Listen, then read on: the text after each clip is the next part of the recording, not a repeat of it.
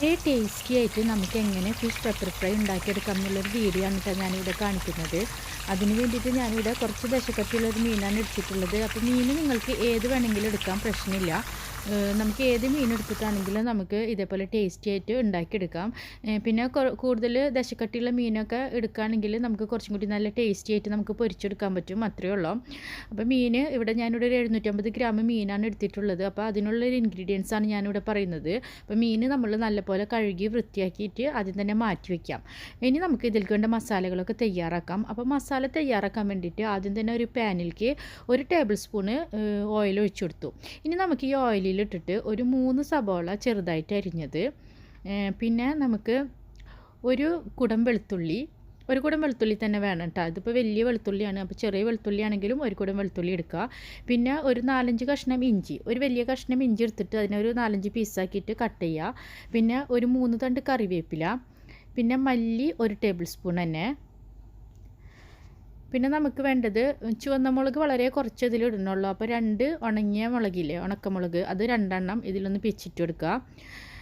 പിന്നെ നമുക്ക് വേണ്ടത് കുരുമുളകാണ്. അപ്പോൾ ഞാനിതിൽ കുരുമുളകാണ് കേട്ടോ നല്ലപോലെ ചേർക്കുന്നത്. അപ്പോൾ 3 ടേബിൾ സ്പൂൺ കുരുമുളക് ഞാനിവിടെ എടുത്തിട്ടുണ്ട്.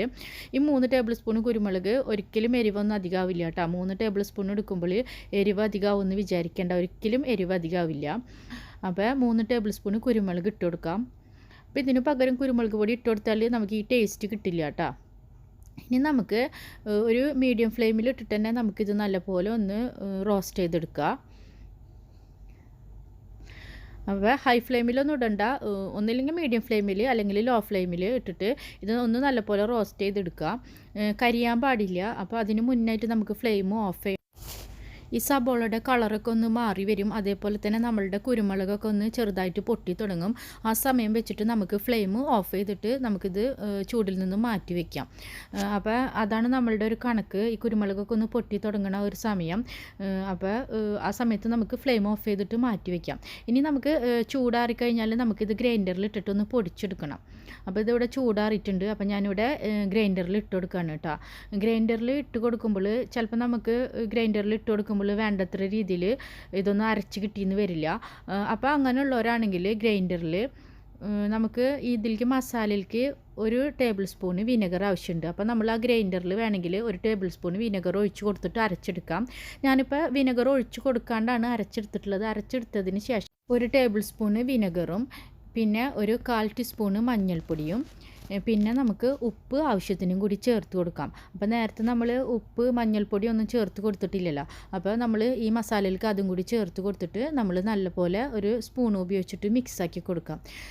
പിന്നെ കൈകൊണ്ട് മിക്സാക്കി കൊടുക്കാണ്ടിരിക്കുകയാണ് നല്ലത്, കാരണം ചിലപ്പോൾ കൈയൊക്കെ ഒന്ന് നീറും. പിന്നെ മസാല തേച്ച് കൊടുക്കുന്നത് ഞാൻ കൈകൊണ്ടാണ് കേട്ടോ. അപ്പോൾ മസാല തേച്ച് കൊടുക്കുമ്പോൾ ഗ്ലൗസ് ഇടണമെന്നുള്ളവർക്ക് ഗ്ലൗസ് ഇട്ടിട്ട് തേച്ച് കൊടുക്കാം. അതിനുശേഷം നമ്മൾ മീൻ എടുത്തിട്ട് നമ്മൾ ഈ മസാല ഈ മീനിലേക്ക് നല്ലപോലെ ഒന്ന് തേച്ച് കൊടുക്കാം. അപ്പോൾ ഓരോ മീനും എടുത്തിട്ട് വേണം നമ്മൾ തേച്ച് കൊടുക്കാനായിട്ട്. വലിയ മീനാകുമ്പോൾ അങ്ങനെ ഒരുമിച്ചിട്ടിട്ട് തേച്ചാൽ എല്ലാ മീനിൻ്റെ ഭാഗത്തേക്കും മസാല വേണ്ടത്ര രീതിയിൽ എത്തില്ല. പിന്നെ നമ്മൾ കുരുമുളകും പിന്നെ അതേപോലെ തന്നെ നമ്മുടെ കറിവേപ്പിലൊക്കെ ഉള്ളത് കൊണ്ട് തന്നെ ഈ മസാല നല്ല പോലെ നമുക്ക് ഇതിൽ തേച്ച് പിടിപ്പിക്കാൻ പറ്റും. പിന്നെ അധികം വെള്ളം, പിന്നെ നിങ്ങൾ ശ്രദ്ധിക്കേണ്ടത് എന്താണെന്ന് വെച്ചാൽ ഞാൻ നേരത്തെ പറഞ്ഞപ്പോൾ ഗ്രൈൻഡറിൽ അരച്ചെടുക്കുമ്പോൾ നിങ്ങൾക്ക് അരച്ചെടുക്കാൻ പറ്റണില്ലെങ്കിൽ നിങ്ങൾ ഒരിക്കലും അധികം വെള്ളം ചേർക്കരുത് കേട്ടോ. വെള്ളം ചേർത്ത് കഴിഞ്ഞാൽ മീനിൽ വേണ്ടത്ര നമുക്ക് മസാല ഇങ്ങനെ തേച്ച് പിടിപ്പിക്കാൻ പറ്റില്ല. മസാല അത്രയ്ക്ക് അങ്ങോട്ട് പിടിക്കില്ല മീനിൽ. അപ്പോൾ മാക്സിമം വെള്ളം ഒഴിവാക്കിയിട്ട് അരച്ചെടുക്കുക. അഥവാ അരഞ്ഞ് കിട്ടണില്ലെങ്കിൽ നമുക്ക് ആവശ്യത്തിനുള്ള വിനെഗറോ അല്ലെങ്കിൽ വിനെഗറിന് പകരം ചെറുനാരങ്ങ നീരോ നിങ്ങൾക്ക് തേച്ച് കൊടുക്കാം, ഒഴിച്ചു കൊടുക്കാം നമ്മളെ ഗ്രൈൻഡറിൽ. അങ്ങനെ നമുക്ക് അരച്ചെടുക്കാം. അപ്പോൾ ഇതേപോലെ നമ്മൾ മസാല ഒക്കെ തേച്ചതിന് ശേഷം നമ്മളിത് കുറച്ച് നേരം ഫ്രിഡ്ജിൽ വെക്കണം കേട്ടോ. അപ്പോൾ ചുരുങ്ങിയത് ഒരു 2 മണിക്കൂർ ഫ്രിഡ്ജിൽ വെക്കണം. 2 മണിക്കൂറിന് ശേഷം വേണം നമ്മളിത് പുറത്തെടുത്തിട്ട് പൊരിച്ചെടുക്കാനായിട്ട്. അപ്പോൾ ചുരുങ്ങിയൊരു ടൈമാണ് ഞാൻ 2 മണിക്കൂർ പറയുന്നത്. അപ്പോൾ 2 മണിക്കൂറിൽ കൂടുതലായാലും പ്രശ്നമൊന്നുമില്ല. ഒരു രാത്രി മുഴുവൻ ഫ്രിഡ്ജിൽ വെച്ചിട്ട് നമ്മൾ പിറ്റേ ദിവസം രാവിലെ എടുത്തിട്ട് പൊരിക്കുകയാണെങ്കിലും നല്ല ടേസ്റ്റി ആയിട്ട് നമുക്ക് പൊരിച്ചെടുക്കാൻ പറ്റും. മസാലയൊക്കെ നല്ലപോലെ പിടിച്ചിട്ടുണ്ടായിരിക്കും. അപ്പോൾ ഇതേപോലെ മസാല തേച്ചിട്ട് വേണം നമ്മൾ മീൻ മാറ്റി വെക്കാനായിട്ട്. അങ്ങനെ നമ്മൾ ഓരോ മീനും മസാല തേച്ചിട്ട് ഇതേപോലെ നമ്മൾ മാറ്റി വയ്ക്കുക. പെരുംജീരകത്തിൻ്റെ സ്മെല്ല് ഇഷ്ടമുള്ളവരാണെങ്കിൽ നമുക്ക് ഈ സബോളയൊക്കെ വഴറ്റിയ സമയത്ത് നമുക്ക് അതിൻ്റെ കൂടെ തന്നെ ഒരു 1/2 ടീസ്പൂൺ പെരുംജീരകം കൂടി ഇട്ട് കൊടുക്കാം കേട്ടോ. ഞാനിവിടെ പെരുംജീരകം ഇട്ട് കൊടുത്തിട്ടില്ല. ചിലർക്ക് ഫിഷ് ഫ്രൈ ഒക്കെ ഉണ്ടാക്കുമ്പോൾ പെരുംജീരകത്തിൻ്റെ സ്മെല്ല് മസ്റ്റാണ്. അങ്ങനെയുള്ളവർക്ക് വേണമെങ്കിൽ ഒരു 1/2 ടീസ്പൂൺ പെരുംജീരകം കൂടി ഇതിലിട്ട് കൊടുക്കാം കേട്ടോ. അതേപോലെ തന്നെ ഇത് മസാലയൊക്കെ തേച്ചതിന് ശേഷം അപ്പം തന്നെ പൊരിച്ചെടുത്താൽ ഇത് ഒരിക്കലും ടേസ്റ്റ് ഉണ്ടായിരിക്കില്ല കേട്ടോ. നിങ്ങൾ മസാലയൊക്കെ തേച്ചതിന് ശേഷം ഇതെന്തായാലും ചുരുങ്ങിയത് ഒരു 2 മണിക്കൂർ വെച്ചിട്ട് വേണം പൊരിച്ചെടുക്കാനായിട്ട്. പ്രത്യേകിച്ചും ദശക്കട്ടിയുള്ള മീനൊക്കെ ആകുമ്പോൾ ഇതിൽ മസാലയൊക്കെ പിടിച്ചാൽ തന്നെ ഇത് ടേസ്റ്റ് ഉണ്ടാവുള്ളൂ. ഇനി നമുക്ക് ഇത് 2 മണിക്കൂർ ഫ്രിഡ്ജിൽ വെച്ചിട്ട് നമുക്ക് പുറത്തെടുത്തതിന് ശേഷം നമ്മൾ പൊരിച്ചെടുക്കാം. പാൻ ഇവിടെ സ്റ്റവിൽ വെച്ചിട്ടുണ്ട്. അപ്പോൾ പാൻ ചൂടായതിന് ശേഷം ഞാൻ കുറച്ചധികം ഓയിൽ ഒഴിച്ച് കൊടുക്കുന്നുണ്ട് കേട്ടോ. ഇതിൽ നമുക്ക് വേണമെങ്കിൽ ഷാലോ ഫ്രൈ ആണ് ചെയ്തെടുക്കുന്നത്. അപ്പോൾ ഇത്രയധികം ഓയിൽ ഒഴിക്കണമെന്നില്ല, കുറച്ച് ഓയിൽ ഒഴിച്ചാൽ മതി. കുറച്ച് ഓയിലിൽ നമ്മൾ പൊരിച്ചെടുക്കുകയാണെന്ന് വെച്ചാൽ വേണമെങ്കിൽ ഈ മസാലകളൊന്നും ഓയിലിലേക്ക് തീരെ ഒട്ടും പോവാതെ തന്നെ നമുക്ക് 2 സൈഡും മറിച്ചിട്ടിട്ട് പൊരിച്ചെടുക്കാം. അതേപോലെ തന്നെ നമുക്ക് വാഴയില ഉണ്ടെങ്കിൽ വാഴയിലയിൽ പൊതിഞ്ഞിട്ടും ഇത് പൊരിച്ചെടുക്കാം. അപ്പോൾ എങ്ങനെ വേണമെങ്കിലും ചെയ്യാം. എനിക്കിവിടെ വാഴയില ഇല്ലാത്തത് കൊണ്ടാണ് ഞാനിപ്പോൾ ഇവിടെ ഓയിലിലിട്ട് പൊരിച്ചെടുക്കുന്നത്. അപ്പോൾ നമ്മൾ ഒരു സൈഡ് മൊരിഞ്ഞു കഴിഞ്ഞാൽ നമ്മളിത് പതുക്കെ ഒന്ന് മറിച്ചിട്ട് കൊടുക്കാം.